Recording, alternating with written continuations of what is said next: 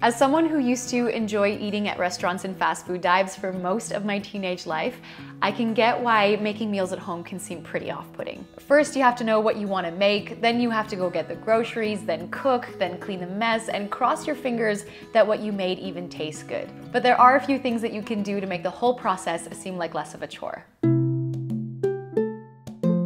Before we begin, I'd like to thank the amazing team over at Wix for sponsoring this video. I've been using Wix for over the last year and a half for the Pickup Lines website, so I want to speak a bit more about my personal experience and a bit more about them up ahead. For now though, let's dive into some tips for those of you who feel you need to transition to making meals at home more often.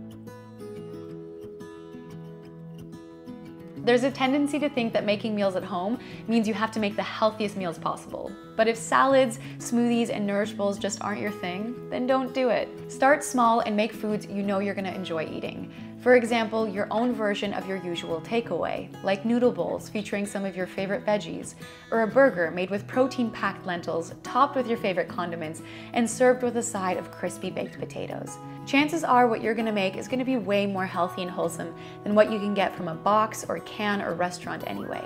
But at first, just start with breaking the ice, making meals you do enjoy eating before you try experimenting with anything new. Once you've gotten into the groove and you're making your own meals at home, then you can start experimenting with new foods and even more wholesome foods if you'd like. But it can be intimidating to try new foods, so here's a tip. When you start to include a new food, add it to what you were already having before. So it's an addition, not a substitution. It can be a good idea to keep the favorites still on the table to calm down your inner child that despises change. Chances are you're going to be more open to enjoying the salad if you can enjoy your potatoes too. Sometimes the biggest obstacle to making meals at home is getting hungry when you're not even home yet, and in those moments, takeaway just seems like the best option. So to avoid these situations, two things can really help. One is making sure you have a filling enough lunch. That way you're not feeling the need to grab any convenience foods. And the other is to space out your meals and snacks in a strategic way. It can actually also help if you can enjoy your meals and snacks at around the same time each day, if possible, just to get your body into a bit of a routine. For a lot of people, eating every 3 to 4 hours seems to do the trick, so strategically use that snack to help support meal times. And for when your routine is interrupted, which can happen shockingly often, I always like to carry some emergency snacks with me that I can enjoy that'll just carry me over until I get home.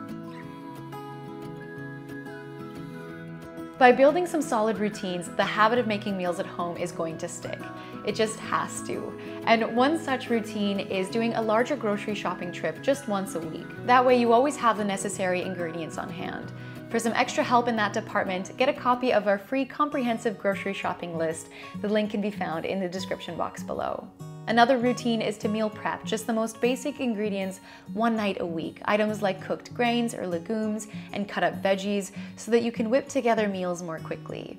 Another thing that can also really help is knowing, at least in the morning, what you'll be having for dinner. Once you've done that for a while, then you can maybe figure out meals for a day ahead or even a few days ahead. Knowing what you're going to be having for dinner before you even get home can sometimes help reduce that decision fatigue that makes us reach for convenience foods. Inspiration gets you started and habits keep you going. We've already touched on building some habits, but if you're looking for inspiration for what meals to create, Pinterest is an awesome place to get started. I mean, you don't have to create your recipes from scratch when someone else has already done it for you. Browsing for recipes on Pinterest was probably the single thing that gave me the most inspiration and courage to start making my own meals at home. Another place for some recipe inspiration is of course the Pickup Lines blog, so I'll leave a link for both of those for you in the description box below. And if you're going to be heading over to our website, I want to let you know a little bit more about Wix. Many of you have asked who developed and created the Pickup Lines website, and that person was actually me, but believe it or not, I have zero previous experience in web development or web design, and I don't know how to code.